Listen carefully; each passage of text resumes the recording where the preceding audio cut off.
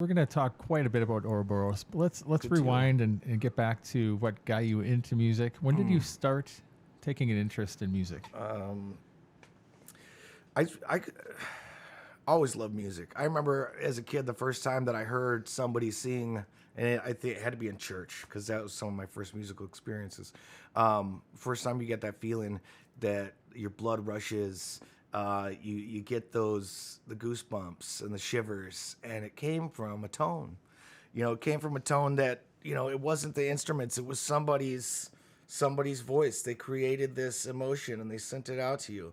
And at that moment I loved that feeling. I remember that. I love that feeling. I want to know where it came from. How does that happen? I mean, at the moment I was just experiencing it, but I never forgot that. And, a couple years went by and I picked up a guitar for $5 at a flea market.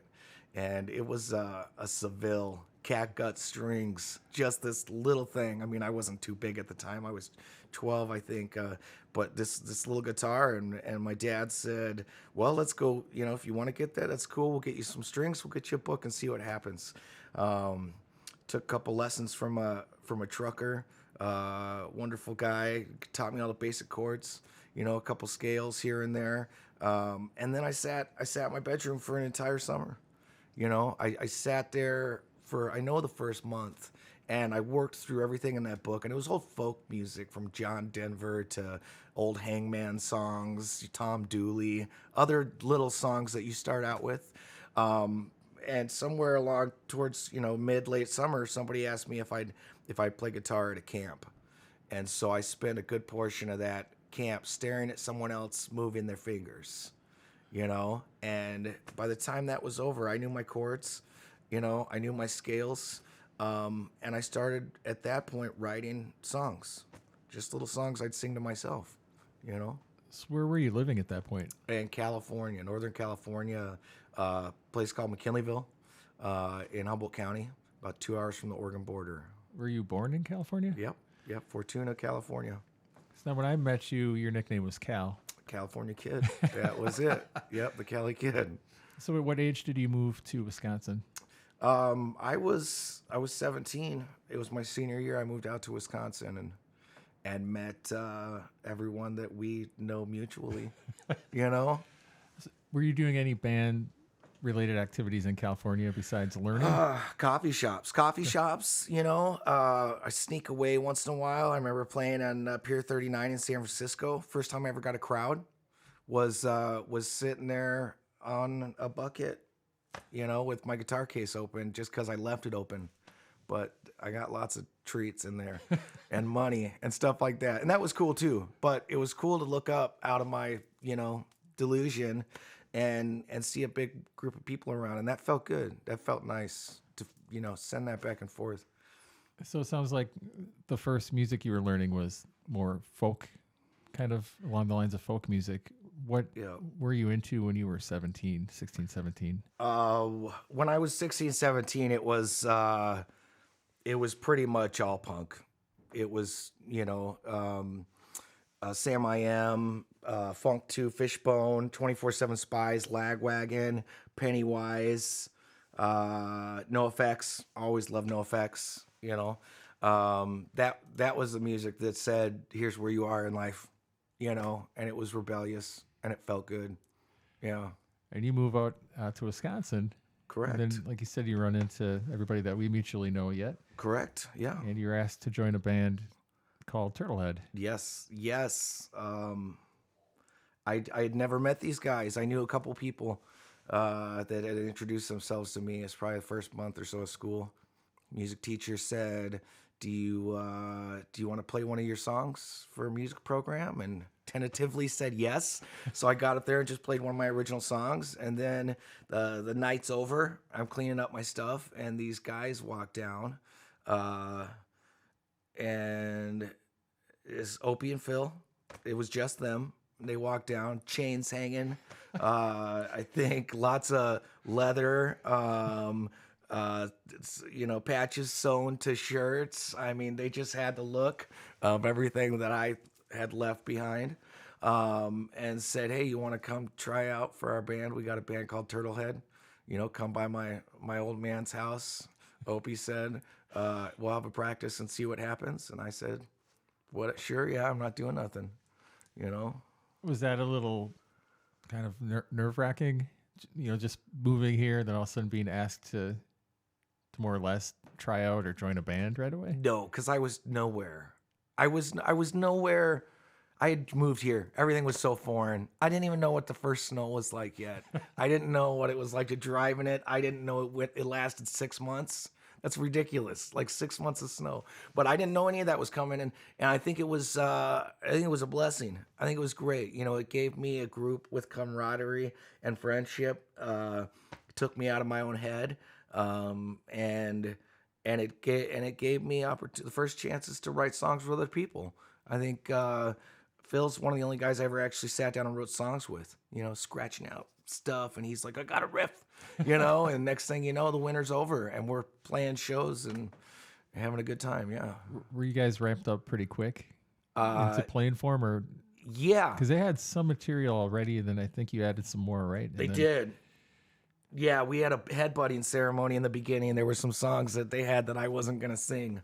I was such an anal shit. Cracking my butt. I still don't think I've ever sang that to this day. But, they were writing this stuff since they were 12 or 13. And now I come in and we're going to merge. And so there was some give and take, and we created new music, and they were already ready to go. It was a good dynamic because you added a second guitar. Yes. You kind of took them into a different direction because they seemed a little, I'd like to say at the time, Helmet. Yeah. Mixed with some very punk raw influences, and very raw, you kind but of lots added of fun, yeah. you kind of added a different feel to it, which I think Yeah. is great because Turtlehead to me was just a lot of different influences all kind of melted into one. Yeah. And you were what they needed as far as a front man. Yeah, I think it was a good match. I think it was good. Like I said, I had no idea what I was doing. I just got, we got thrown together and then we were just living. We played, Phil's dad Gino had a birthday party every year After 10 years of absence? Is that something like that? Well, no, I like before that, like in '97 Oh, or yeah. '98. And Yep. I know you guys played out in the big hall area. Uh-huh. Yes. He was the biggest supporter in the world of everything we did. Yeah. And then He you was a sweetheart. did some recording, which was the Green album. I think it was called something else. Topsy Phillips's basement. My good buddy Mark Phillips, it was his uncle, who was a total thrasher. I mean, his guitar skills are out of this world. He's still playing. I saw him previous New Year's. The guy just rages on the guitar. But yeah, we went down there. Some of us were locked in small bathrooms. I think I recorded all my vocals sitting on the toilet with the lid down. But no, we put that Green album out. Yeah, in a small period of time. But So did you record most of that as a band live then? It wasn't tracked separately? you know what? We did it all in one day. So, I mean, hanging out with you guys over this last year has brought back a lot of memories. There's still a load of blanks from back then. I mean, you guys tell me stuff. I'm like, oh, that's amazing. And then I might have a dream a week later and maybe remember a piece of it. But no, that we all sat in different places and threw it in and pretty much recorded it simultaneously. There might be a couple small things we came back and chunked in. Then after Turtlehead disbanded, you guys didn't play again together for over 10 years. Were you doing anything during that period? Yeah, I did a lot of solo stuff for a while. Met a lot of people in Oshkosh. I'd moved to Oshkosh from Oakfield. So I lived in Fond du Lac for a while, Oakfield, Fond du Lac, Oshkosh, and then was doing all the solo stuff at the New Moon and all the other bars and meeting some good people. But then I met a crew. I got a call from a DJ buddy, Chad Kramer, who said, I got a band. I can't think of anyone to sing for him. Why don't you join him? It was a band called Citizen P. And that was great. That gave me experience of writing with pretty much all music students. And then I was the street dude, that came in. And that was my first experience writing all songs, like creating. They like Turtlehead, already had something going on. They had established songs. They played, opened up for someone at Summerfest. They've played some pretty big gigs. I started, trying to learn their songs. It wasn't messaging. So in between me learning their songs, I'd play some riffs. Like, what is that? what is that a song? Is that yours? Can we do that? Next thing you know, we had a full album called Living. And we cut it ourselves. We built a studio in the basement. We cut this album Living, which to this day is some of my most favorite songs ever that I was able to create with somebody else. Yeah, that was the first big band experience. I need to get my hands on that. You don't have it? No. I will send it to you later. Sorry. It's my bad. And then after that, you did a band called Love Some. Love Some. Yeah, with Dustin Collins. Dustin Collins is very talented. Guy that I met. I used to sneak him into bars when with pre-Citizen Peace, right between Turtlehead and Citizen P. I met these two crazy kids, Aaron and Dustin, called them the Acid Brothers. And they could play these crazy finger-picking styles of gypsy jazz like I'd never seen before. So that filled my gap in between bands, was hanging out with those guys a bit here and there. But Dustin and I had played on and off together at open mics, and he showed up at my open mics and been guests for many appearances. But him and I put together a little band called Love Some for a bit. We'd have people come in and pop and play drums here and there and stuff like that, but mainly it was just us two, and fun music, summertime music, upbeat, some reggae, things like that. And he's also a great songwriter. How was the experience of hosting an open mic? Was it hard getting people to come up and play? No, it was too easy. It was too easy because I had moved to Green Lake by the time I became a full, so Citizen P and Dustin and everything ended up coming along. But right after I moved to Green Lake, just like Turtlehead, I met this group of guys, and they had a band called High Top, and a guy named Toby was their singer, really talented guy. But they had a gap too. They needed another singer. So when I moved there, we ended up putting this band together called the Doppelgang. And I needed to make money. I had to live. I got a kid. Two kids at the time. I had to make a bunch of money, and so I'm like, whatever. I'll do some open mics and stuff, and started doing a strip open mics. So at some point, I was playing 3 to 4 times a week. But it was so music rich at that time in the Green Lake area, and people coming from outskirts, that I do 3-4 hour gigs and sometimes never touch the guitar, unless I was playing with someone else. Other nights I'd have to play for 3 or 4 hours straight, but yeah, no, it was too easy. And then after that, you took some time off, right? Yeah, I didn't write music for 7 years. About 7 years, yeah. And then so how did the Ouroboros come into being? Jeez. I think I got stir crazy, man. With having a life of music and then having this gap with no music, I felt there's something missing, and I searched for it in a lot of places, spiritually and other ways. I searched for what that feeling was that I used to have, and it was right in front of me the whole time. It was music. So I started just talking shit like I normally do. See musicians speak a little bit, this and that. Found a couple guys. One of them, a drummer that I'd played with before, Jim. And I mentioned to him I'm looking. At the time, he wasn't interested. He had 2 little kids. He was too busy. So I still kind of hunted and hinted around for a while. About a year later, Jim and I got together, and now he was interested. He was getting stir crazy too. So snagged Jim up for drumming. Ran into Joe Ramsey. We might have to continue this thought. We're getting a call in question. Oh, great.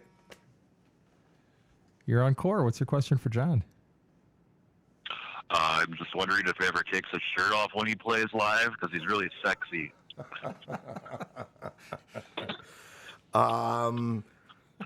I sometimes get butt naked. I wear a sock. I try to give a good old throwback, to the Red Hot Chili Peppers. Yeah, because that one drummer in Turtlehead used to play with you. I used to take his shirt off. He was pretty sexy. I was wondering if you did it too. Oh, yeah. This sounds like it could be is this Mr. Hayes? What's up, guys? What's up, dude? How you doing, Joel? Hey, just wanted to touch base, see how you guys are doing. When's your next gig, man? Next week, at the Short Branch. You got to come on out. Where's that? In what town? Was it Nina Menasha, Short Branch? Oh, really? Right, Yeah, Short Branch. okay? It's in Nina. Nina? It's Yeah. a great venue, especially if you No. like live music. Right, Saturday the 1st. I will be there. Yeah, you better be My there posse. because you didn't show up to the last show. Something. No, I did not. Something about you Something were. happened, yeah. Were you a night off or a week off? Was it That was just one day. one day? Not a big deal. Not a big deal. No, We'd so- love to see you there. I'd love to see you there. You know, since we have Joel on the phone, Oh, yeah. we'll talk quickly. There was a song that Joel wrote that he had us be a part of this past year. Joel, you want Yeah. to tell us a little bit about that? Yeah, actually, I just listened to it for the first time in a while, month or so, and it's like actually very nice. I'm very happy with it, I guess. Yeah, you should know, be. Um, It's beautiful. I personally like John's stuff the best out of it, but I think he did a great job. Thank you. If he could just Thank you, take my sir. stuff out and put his stuff over there, It's not a better. true story. So Oh, and the It's not story, real. the story behind the song. So, Yes. this past year we lost Opie Schwefel and Yeah, Phil a little- Fenley, Yeah, let's talk about that. and yeah. Joel, you started writing lyrics when Opie passed away about Opie, and then Phil passed away. So you wrote a verse about Phil, and you had John and Tony and I help out to kind of collaborate on kind of finishing the song. And I'll let you talk about it since you wrote it. Yeah, I mean, from the minute I started writing it, it was just like, okay, let's get everybody together in the same room and do something here because that's all about, keeping the memory alive and keeping your friendships that you have, and the people that you've made friends with from the people that died, but they, I've met so many people through Phil and Opie dying, and new friendships that have started and new, friendships that have woken up again and bloomed again. And it's like, sometimes you just have to realize that. And that's kind of like what the song's kind of about is, they're gone, but yet they're still with me more than they ever have been before, through here we are, us three talking right now, it's like, Yep. just it's just a great thing, and I think about them every day, and think about you guys every day, and that's why I'm looking forward to next weekend, man. Let's get together, drink some beers, play some tunes, rock out to Johnny, and you better be playing Warfrat. Yeah. Hey, we brought it back. We're playing Warfrat. Yes, we are. Okay, well then I will be there for Good. sure. Good. Awesome, man. All right, well, I'll let you guys get going. I'm actually at the dentist right now in the waiting room waiting for my son to get out. So Oh, cool. I'll At see least you it's next not weekend you. then, all right? Hey, we love you, man. Yeah, all right. Thanks Okay, for I'll calling. see you soon. Yeah, peace. Bye. Wow, that was nice. That was wonderful. So if anybody else would like to call in, it's 920-358-0795. We were talking about the Ouroboros band there. Yeah, we were. I was daydreaming while talking about Ouroboros band. I think I was getting long. Long story short, Jim, Joe Ramsey, Jason Menting saw that we were putting something together online and kind of hinted, hey, looks like you guys need a key player. Or keyboard player. So, of course, I took that as I think he just offered. Let's make sure he plays with us. So he ended up joining us as well. We floated around with guitars for a little bit. Ended up settling on Jason's brother, Nick Czar, who phenomenal lead guitarist. He's really coming into his own. But he's also playing with a reggae band, stretches back to the 90s, called Natty Nation. So we do share a lead guitarist. By the time we had already started new music, writing music, like I said, hadn't written in almost 7 years. And I unlocked the first song. I think it was, I was looking for inspiration. I ordered a poetry book online, and I started reading it, and it was, I was reading through it. All of a sudden, I find this one poem that refers to a woman as Eden. It was talking about Eden, but it was obviously it was a woman, and the passion that this writer was describing this woman this garden, this everything as Eden, and I just put the book down. I don't think I've touched it since. I wrote the band Little Eden, or the song Little Eden, brought that to the guys, and then we all kind of just looked at each other and was like, yeah, we got something here. This is something. After that, tons of music has come. You know, sometimes I'm writing 2 a week. Sometimes we're pulling one out of my old stash of songs. But these guys are phenomenal. It doesn't matter what genre of song that's written that I bring to these guys. When it comes to the original music, they're able to take it. If I have a dream about it, if I write it and I know exactly what it is, I can bring it to these guys and they make it come true. And it is identical to what the song is supposed to be, and sometimes even better. I know you've been taking more of a lead guitarist role. Try not to. Or trying not to. No, try not. No, we're on the fence about that. Nick is amazing. There's been talk of, you know, just having me play leads here and there, and I do love it, and I try super hard. But I'm a rhythm and singer-songwriter. Maybe one day, but yeah, here and there. We got to play some songs together at Phil's Celebration of Life, Yes. and I got to hear you play when we were doing a little sound check Yeah. earlier, and I thought you were great. Thank you. So Thank you very what much. have you been doing to improve your technique and your skill, your guitar? Smoking more cigarettes. No, it's I think with you mentioned the lead, you know, when I was this past year pouring concrete, a lot of my spare time was spent getting back to the roots of playing lead. And just, I'm never going to be the speed demon. I'm never going to be any of that. But through doing that and just paying attention to the guitar and the tones, I'm waking back up to that, to feel what you get out of those notes, to feel what you get out of that tone and that harmony that's coming out of the guitar, you know. And like I said before, with one word or with one note, that one feeling you get, and next thing you know, boom, there's a song. That's all I'm doing. I'm starting to listen again. That's it. And I didn't listen for a long time. So it is really a gift that I didn't lose it and that it came back, and I get to be a part of capturing those songs and then recapturing them with a whole band.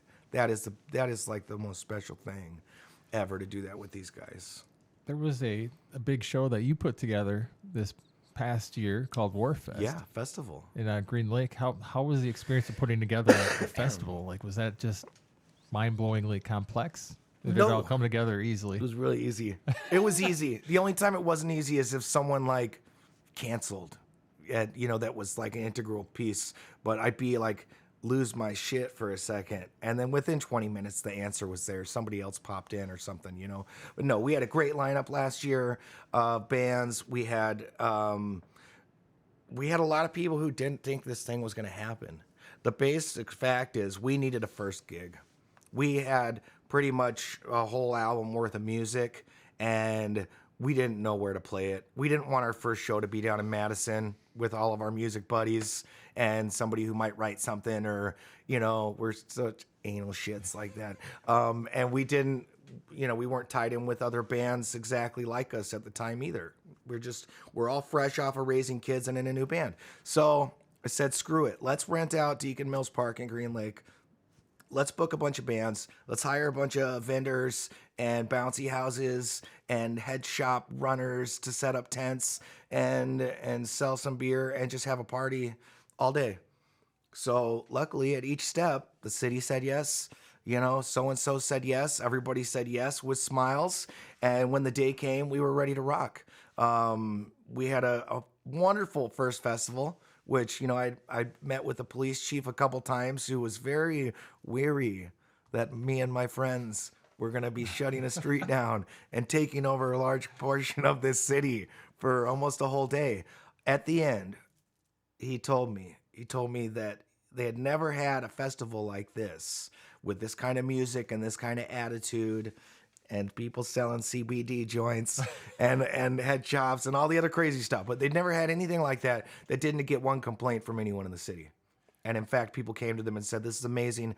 Are they going to do it again next year? And in turn, he came to me and said, are you guys doing this next year? I love it. So off the How hook. far are you with planning it for this year? We are planning it with the dates locked in. June 27th. Right now, tentatively, it's noon to 10 o'clock. We also have a tentative band lineup. I talked with the guys from Earth Mother this week. Put their music on. Their name traveled through my email. I jammed out to them all morning. Beautiful, just jammy, reminiscent of really groovy 70s tones and sounds. Got a hold of them online. So Earth Mother's going to start it out. We've heard from Natty Nation that they would be interested in playing, so they might be our third band. Looking at Pine Travelers, who love to play with them. We'll know for sure whether or not this week whether they'll be a part of it, and then Ouroboros will be finishing off the night. So pretty cool lineup. Almost everyone who participated last year will be in it again. And we're really keeping it in the community. Whatever happens or whoever's taking part in it, we want to make sure it benefits them as well as benefits the festival. And we'll keep doing it every year, bigger and bigger, and keep it a loving community musical event. And hopefully all will stay well. We've got a call-in question. Hello, you're on the air with John. Hey, guy. First of all, was I supposed to take off my shirt before I called? Yes, that mandatory. Because- No one can see you, but God Okay. can. God can see you. Yeah, well, my neighbors are starting to complain. So, as a frustrated songwriter, I'm just kind of curious. Does songwriting come easily? I mean, are there spurts of inspiration, or is it something that's on all the time? That's a really good question, and I spend most of my life thinking about that exact question as I ask it to myself. As a kid, I was writing poetry before I even know how to spell words right, and I still don't know how to. But songs, for me, have always been flowing through my brain. Whether it starts with a whistle or a sound I hear, it doesn't matter if I'm at work. It doesn't matter if I'm sitting at home and watching a TV show. The songs will just rush in, and if I can capture that moment, if I can shut up, if I can pay attention long enough and follow that thread, I could have a song in 5 minutes.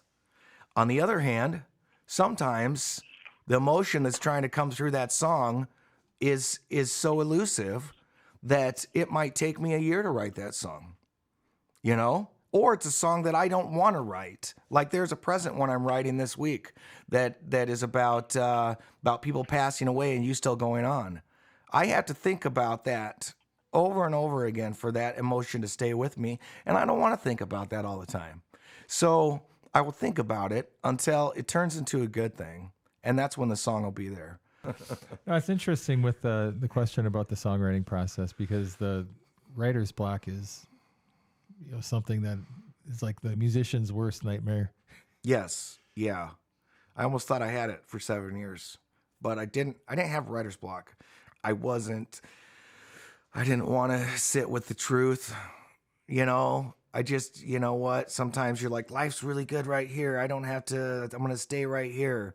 But you know what? You got to live life.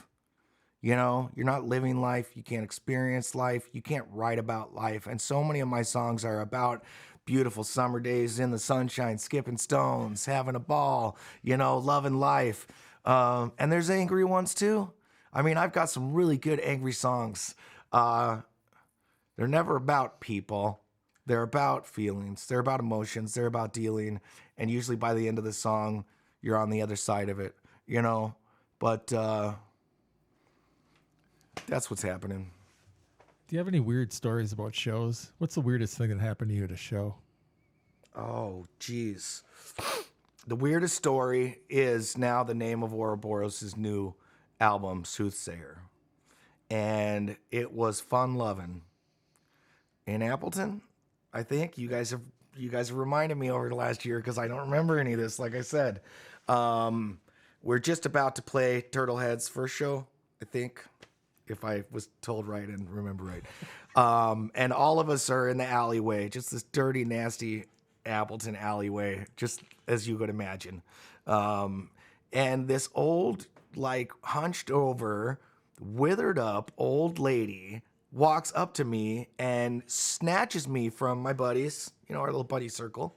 And she takes me 10 feet down the alley and she's shaking me and she's telling me that one day I'm going to be the leader of men, right? And I'm like, I got a band. Right? I'm like shitty 17-year-old shit talker. And she goes, no, it's your destiny. It's your destiny to be like leading people in this way or something. And the whole thing was weird. It was like out of the, really like a weird. scene like Drag Me to Hell or some other messed up, gypsy moment. But there has been a couple moments like that. And so that's why this new album, that memory and some other crazy soothsayery type witchy shit, has come to a head and is going to be, the forefront of this new album. That mysterious ether of woo, So How do you deal with compliments after a show? I'm horrible with it. Like I will get red and blush and people are like, you're such an egotistical fuck, right? But honestly, I don't, it's so weird. I'm doing the thing that I love more than anything, whether I'm nervous or I'm good that day or whatever it is. But my compliment is to see people dancing and having fun. And that's like the happiest thing that could ever happen. And that happens with this band. Our last Madison gig, people danced from the first song to the end of the song. And when we told them it was the end of the song, but we had one more song because that's what you do. And every time after we play that last song, Virginia, which will be the last song we play for you guys today, right? I think, yeah. Okay, we're there. Everyone cheers so loud and is so happy and jumping up and down after that song every time we played it. And the guys are looking like, one more. And I'm like, no. Like, always leave them wanting more, I think is what somebody says. But that song does it, and that is that's the biggest, kindest compliment. How have your influences changed? You said you listened to a lot of punk when you're 17. What are you listening to now? Everything. My kids jam out to rap while they're in the shower. I have to listen to everything. It doesn't even. I feel like my parents. Who's mumbling in there? That's not music. Well, whatever. I'm not even going to talk about it. It's ridiculous. No, but I do listen to everything. And out of a lot of these newer bands and these people who are 16 and 17, I'm hearing these really good tones and this really good, like, clarity of emotion, right? Like, so you're an old soul, right? That haunts people. People say that. And I hear that in some of these new artists that my kids listen to, and I just go, yeah, that they got that. I hope they don't lose it. Like don't do drugs and don't knock someone up. You keep that a little bit longer. Like I hope they got good people around them, because with that much greatness also comes that much, pros and cons, good and bad. Everything's balanced out. I hope those people keep it. I like what's on alternative radios. It gives me hope that you can write anything and people will be open to it, right? And that's what we're doing right now. I still love digging up old solos and stuff from Guns N' Roses and Metallica, seriously. Like, those guys were so mainstream, but there was a purity that they did not give a shit. They don't care who you are, what you are. They were rocking legitimately before the end of freedom in their worlds, but I'll dig up that old stuff. I'll dig up old Nick Drake, Nick Drake, who died very young, but his detuning masterfulness in his songwriting, and his deep dark emotion of his songs, I'll dig that stuff up. And then when I'm working in the garage and goofing off, I will always dig up Fishbone. I will pull Fishbone out and I will play Chim Chim's Badass Revenge till it bleeds. And then I'll back it up with 24/7 Spies, because you can't break the funk.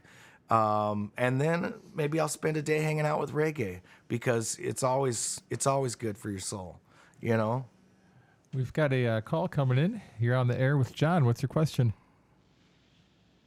Is that Cleo? Is it Cleo? Speak to us. Speak to us. This is 555. No. 3 times, fool. Yeah, that's it. That's it. Now give me your money. Oh. I was just wondering if you always have to be inverted to get the right shot. What is that? Is that a sexual joke? What is that? I don't.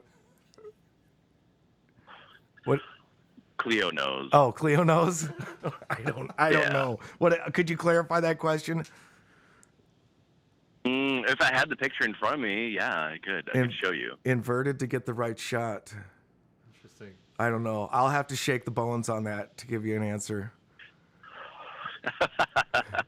All right. All right. Thanks, bud. Thanks for calling in. Are you guys gonna show any good or play any good more music, or are you gonna be Yes. done at 9 already? Yeah, we got a couple more songs, right? Yep. And then All right, and cool, a man. big, huge, long, ridiculous lead song that's going to take us out for the day. Thank you so much, bro. Nice. Thank you for the Thank call. you, man. Hope you enjoy it. I want to get back to jump back a little bit to Turtlehead again. So Turtlehead broke up, and then you did a 10-year later reunion show. Yeah. And then all of a Yes. sudden, we did a tribute show for Opie at the beginning of last year, more or less. And then we were kind of reintroduced to each other. And then I think brought a lot of old friends together. It did. How was that like seeing everybody? And how was that playing in a band that was like a part of your teenage years? All of a sudden, it's like it keeps coming back every 10 years. You to play again in a band that you literally haven't thought of other than 3 or 4 times because you stumbled upon the Green album and put it in and go, oh, that was funny. That was fun back then, so young. But then, to get together with the guys and one, Joel, here's Joel. What song is this? How does it? Is it this one? Is it this one? Is it this one? Is it this one? Right? And then finally he catches the beat. Dun, dun, dun, dun, dun, dun, dun, dun, and we all click in. And everybody knows the song like we got done playing yesterday. That is a good feeling. That is such a good feeling. Out of all the memories I burned out of my brain like Swiss cheese, to know that the songs are still somewhere in there is a really good feeling. It was nice. It was nice doing that, even if it was only every 10 years. How was it jumping on the news? You guys played on the news the day before the tribute show, live TV. Yeah. That had to be nerve-wracking. Yeah, and live TV makes you gain 40 pounds. I just want everyone to know that. It was really, you know what? The circumstances were shit. I got to say that. Like, it was so much fun to do all these things, and the reason we had to do it was just outright shit. And I will say to everyone who's out there, you have an opportunity to do something fun and enjoy it, and just go do it. Go do it without like a reason. Like the reason is you should just go do it and have fun, because one day you're going to get together. It's going to be so much fun, but it's not the reason you want to be there. And I know they call that life, but we got together a lot in this last year for reasons none of us wanted to get together, with the passing of 2 really good friends. And some people were their friends for a lot longer, and some of us just saw each other through the window for a small period of time. But you know what? Just go have fun, go do something before you got to show up and do that. I got to say I left off on a good note with those guys, and I love them to bits, and I think about them in the music all the time. Let's talk about the show coming up in Neenah at the Short Branch again. We mentioned that a few times, but it's a week from today. Correct. Playing with the Pine Travelers. Show is free. Of course, if you've never been to the Short Branch in Neenah, it's a great venue to watch live music. They've got a great stage, a great sound system. That's kind of their thing, is live music. Ouroboros will be playing from 9 until 11. Correct. At least that's what's on the Yep. That's the plan. the event. And like John was saying, just listening to the music, you can tell that it's going to be a fun show. And do you have any plans beyond next week yet? We've been talking to a lot of different bands, and it's been weird. We've been, only playing like every 2 months or something, but we're finally hitting all the big areas, And so we're starting to have other bands see what we can do, and then off of that, invite us to do things. So part of playing the Short Branch, when we were asked by the Pine Travelers, which we're opening up for them, is intentionally we want to have our music exposed to this entire Fox Valley area. You know, in all of our different bands, at some point, we've all played this whole zone and all the summer events and the waterfront events and the Mile of Music and all the other things. And so playing this show is our opportunity to show this area that we're here for the first time, you know, and we worked hard to get to this place. And hopefully the opportunities will open up. You know, other than that, we've been invited to play a few places down in Madison, and we've been looking at King Street, and we've been looking at some smaller venues that our band will break down and probably do more of an acoustic jam, which is always fun. It's always fun for a full band that goes hard to break down and do something a little quieter, because there's something special. If you've ever done it, if you've ever seen it, it just, something special comes out of an event like that. So we got a lot of stuff in the works. But for right now, our main thing is next Saturday, and then making sure Warfest goes and kicks off. But if you can follow Ouroboros on Facebook, just look it up under the Ouroboros band, and go ahead and like us, and we'll keep you up to date on everything that's going on. When is That's it. That's all. Is there any plans to release an album soon? Yes. Yeah. Last year. No. I would love to have released an album already, but pretty much our music is finally just at that point where we can walk into the studio and nail it down. So right now we're just putting together the funds. You know, we've got some shirts, and we're going to get more shirts and more stickers, and we have buttons and all the other stuff that you use to make money. Hopefully, you know, Warfest will help us along in that way too. If God sees fit to have a lot of people show up, then we could walk away with just enough to pay each band to throw into their pots for recording us as well. And that's what it boils down to. I mean, technology is amazing nowadays. We've been able to put stuff out just because we did some live recording, and that's wonderful. But the things we want to capture, the live things we want to capture in this album are critical. It can't just be a simple version on stage. And I'm not talking about messing with things.